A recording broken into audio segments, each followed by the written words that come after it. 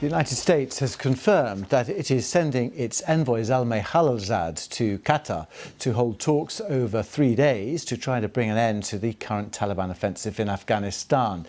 The northern city of Aybak has become the 6th provincial capital to fall to the Taliban in recent days. And reports suggest that they are now preparing for the stronghold of Mazar-i-Sharif, the largest city in northern Afghanistan.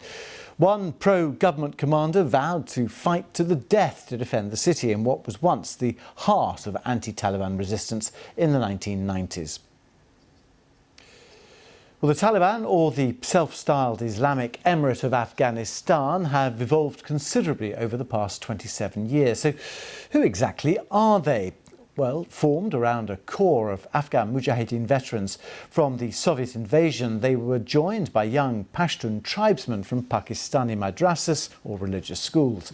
Pashtuns are the predominant ethnic group in Afghanistan's south and east, a major ethnic group in Pakistan's north and west.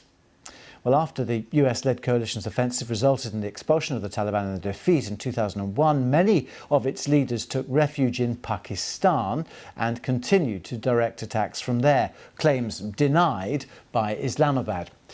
The UN says there are an estimated 58 to 100,000 Taliban fighters led by Hebratullah Akhundzada, the ultimate authority on religious and military affairs.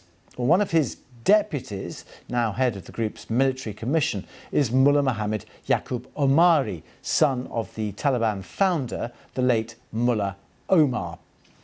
The UN says estimates for the Taliban's annual income range from $300 million to $1.6 billion a year.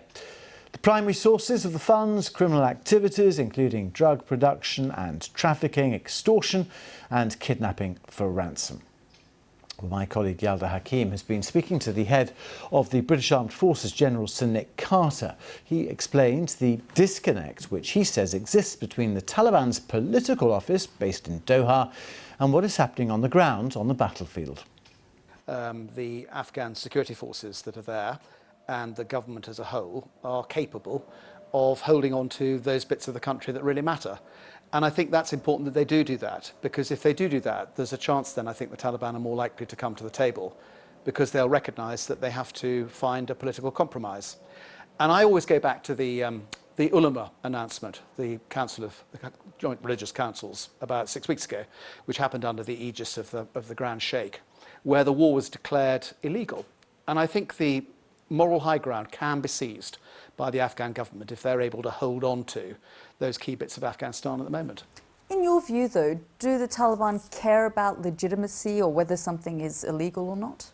Well, I think we're, of course, making a mistake of thinking the Taliban's a homogenous entity. And as you know just as well as I do, they're not. And indeed, there's probably quite a disconnect between what happens in the political commission in Doha and what happens in the various bits of the battlefield of Afghanistan, where the military commission in all its guises is doing its own thing. So I think we need to be careful not to judge it as a homogenous entity with a single set of political objectives. And I bet you, with the amount of success they appear to be having on the battlefield at the moment, that they will be riven with division, because they'll be wondering who's going to be in charge if they win. So I think it's quite difficult to predict any of that. Yalda Hakim speaking to General Sir Nick Carter. Well, the International Red Cross has warned that hundreds of thousands of civilians are at risk as the fighting escalates in Afghanistan. The medical charity said it had treated 4,000 wounded people in the last 10 days alone. The UN has said that there is evidence of possible war crimes as well.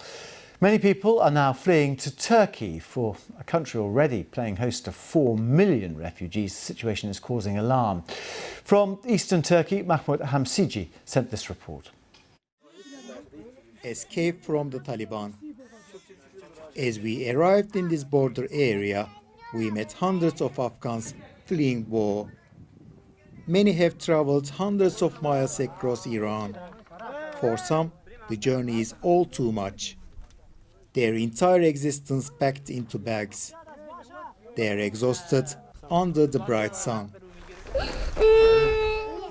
Peride came here with her 4 children. She sold her house to raise enough cash for the journey. But after being robbed, she now finds herself penniless.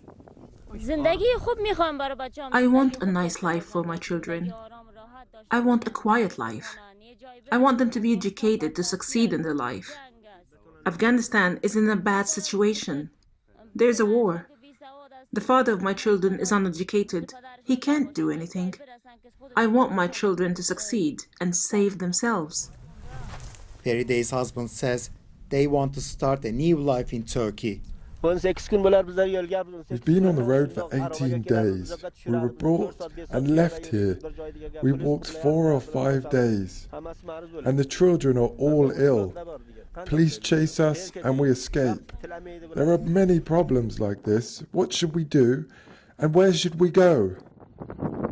The security services are patrolling this entire border area, aiming to stop migrants from reaching big cities like Istanbul in the west. Turkey is already struggling with a massive refugee population. As night falls, many of the migrants make it to the nearby city. Dozens of men find shelter under a nearby bridge. It's there where we find Mohammed. As he tells us, he lost his wife and daughter on the journey.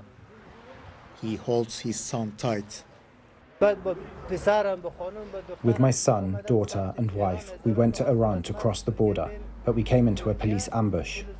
The border guards fired at us. I lost track of my wife and my daughter. I continued the journey with my only son. I came to Turkey to go to Greece, but I don't know where my wife and daughter are. As these migrants continue their journey, the UN and other agencies are warning of a worsening humanitarian crisis in Afghanistan, which will mean more people joining this route. Mahmut Hamsici, BBC News, Eastern Turkey. Well, let's get more on the Taliban and their progress with Dr. Dawood Azami, Associate Editor for the BBC World Service. We've just seen the consequences for the refugees there. Just explain how quickly the Taliban have managed to make these advances, because there must be some people on the ground who welcome them. Well, there were a number of reasons. When the new US President Joe Biden announced in April that all the US forces will be out of Afghanistan by September, this had a demoralizing effect on the Afghan government and its security forces, and the government and soldiers were nervous. The second reason was that this announcement emboldened the Taliban. They had a sense of victory. And the third reason was that as the number of US and NATO forces decreased in Afghanistan, there was less support for the Afghan security forces, especially air support and logistic support. So that was another reason. And the fourth reason was the snowball effect. In some parts of Afghanistan, a few checkposts and district headquarters fell into the hands of the Taliban. And there were also reports and rumors that the Afghan government cannot supply and support its soldiers.